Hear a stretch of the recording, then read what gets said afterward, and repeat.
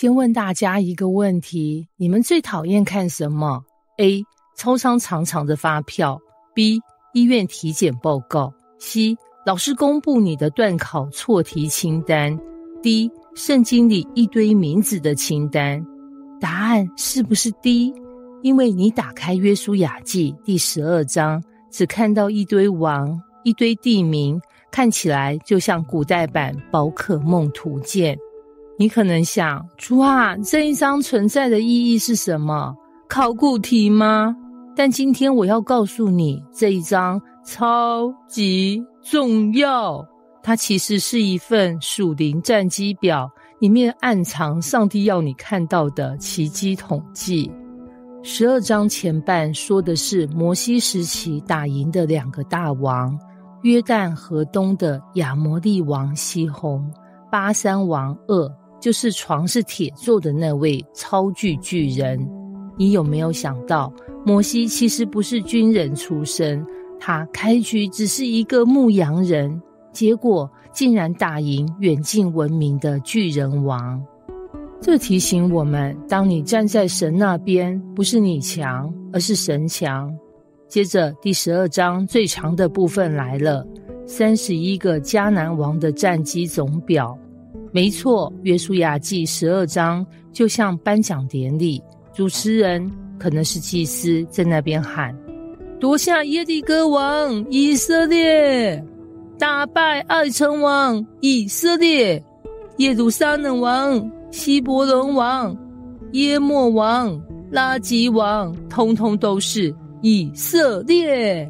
多到什麼程度？多到你懷疑這一章是特別為會計師寫的。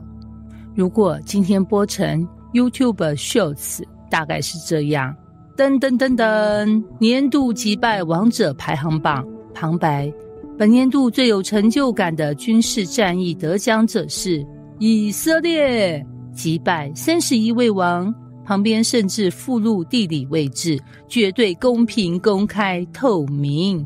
你以為這只是流水賬？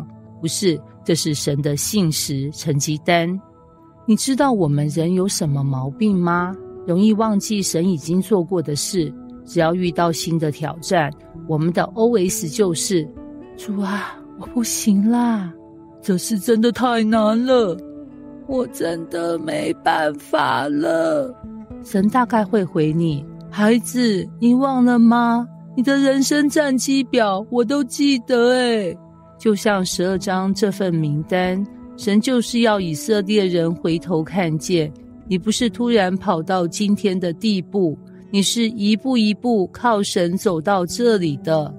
你可能不會寫耶利哥王戰勝，但你可以寫2020戰勝焦慮症，2021跨過經濟困難，2022修復破裂的人際關係，2023撐過家庭衝突，2024信心重新被喚醒，2025仍然堅持禱告，仍然相信神。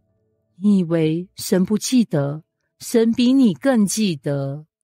約書亞記12章的高潮不是那堆王，而是最後一句話，感覺在說這只是開始，因為戰績表不是終點，而是提醒你，如果過去神帶你走過這麼多，他一定也會帶你走向未來。你是否正在面對一個看似無法攻破的王？例如害怕未來、破裂的關係、金錢壓力、職場壓力爆表、家庭困局。他今天可能對你說，翻開你的戰績表，看看我陪你打過多少仗，你就知道這一關我們也能過。約書亞記12章不是冷冰冰的名單，而是熱騰騰的恩典記錄。神讓以色列人記住了這些名字，不是為了炫耀，而是為了讓他們永遠知道，你們每一場勝利都是我親自帶的。你的生命也一樣，你不是孤軍作戰，你不是偶然走到今天，你的每個戰績，神都在旁邊大聲宣布，這一場你跟我一起贏的。